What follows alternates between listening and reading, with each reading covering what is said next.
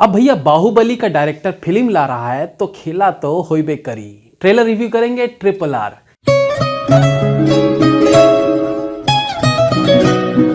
एक लंबे समय से ट्रेलर का इंतजार आखिरकार विकट शादी के बाद आ ही गया। विकट शादी, अरे वो आजकल बड़ा प्रचलन में है ना। विराट अनुष्का इक्वल टू विरुष्का, दीपिका और रणवीर इक्वल टू दीपवीर, मतलब ऐसा ही कुछ चोचले चल रहे हैं। तो इसी तरह से विकी कौशल और कैटरीना इक्वल टू विकट। ओह ऐसे, यस ऐसे।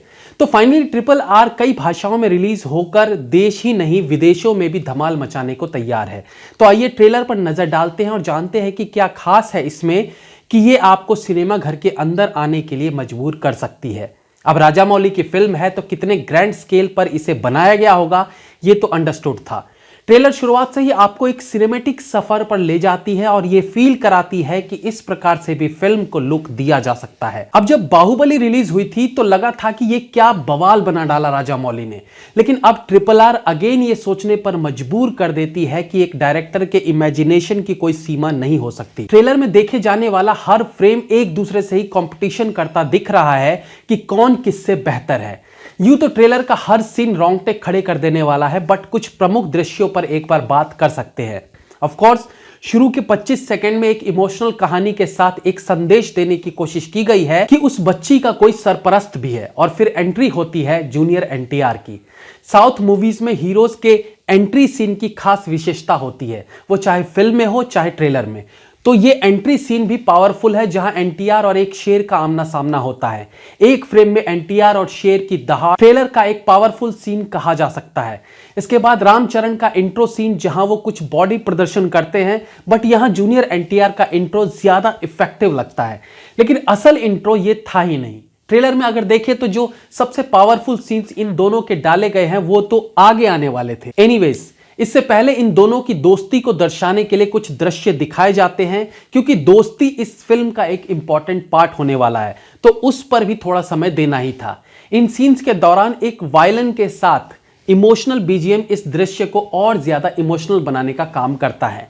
इसी बीच दोनों की गर्लफ्रेंड्स को भी दिखाया गया है। रामचरण की गर्लफ्रेंड के रूप में आलिया भट्ट नजर आएंगी और जूनियर NTR की गर्लफ्रेंड के किरदार को ओलिविया मॉरिस निभाएंगी।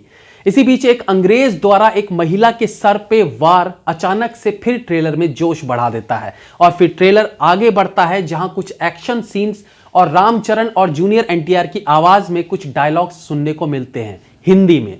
इस बार दोनों ने हिंदी डबिंग खुद ही की है।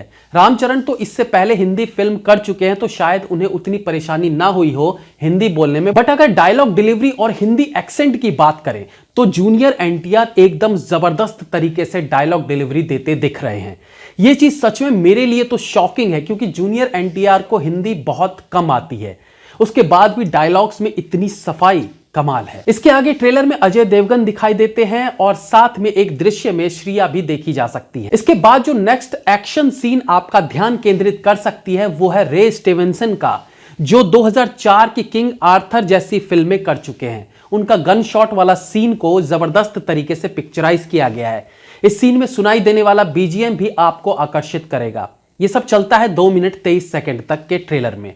यहां तक ऑलरेडी एक एक्साइटमेंट बन चुकी होती है, लेकिन इसके बाद जब रामचरण भगवान राम की तरह दिखाई देते हैं और धनुष बाण से वार करना शुरू करते हैं, तो ऐसा लगता है मानो एक और ट्रेलर फिर से शुरू हो चुका हो। बैकग्राउंड म्यूजिक में जिस तरह से अंग्रेजी का शब्द उच्चारण को मिक्स किया गया है, वो BGM रामचरण और जूनियर NTR के इस असल इंट्रो सीन की वैल्यू बढ़ा देता है। इतने सिनेमेटिक तरीके से इन सीन्स को शूट किया गया है कि मानो अब इससे आगे क्या।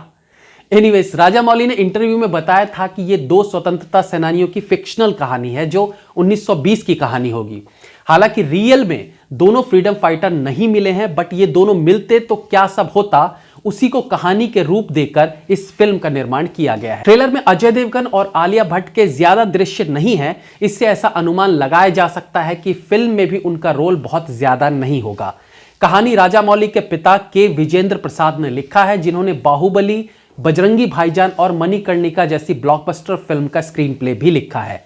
तो फिलहाल ट्रेलर उच्च कोटि का लग ही रहा है, और निसंदेह अखंडा जैसी फिल्मों के बाद जिस तरीके से थिएटर में लोगों का हुजूम एक बार फिर उमड़ पड़ा है, उस हुजूम में ये फिल्म और इजाफा करने वाली है। तो रेडी हो जाइए, 7 जनवरी तारीख तय हुई है जब ये फिल्म आपके नजदीकी सिनेमा घरों में दस्तक देगी। Have a nice day.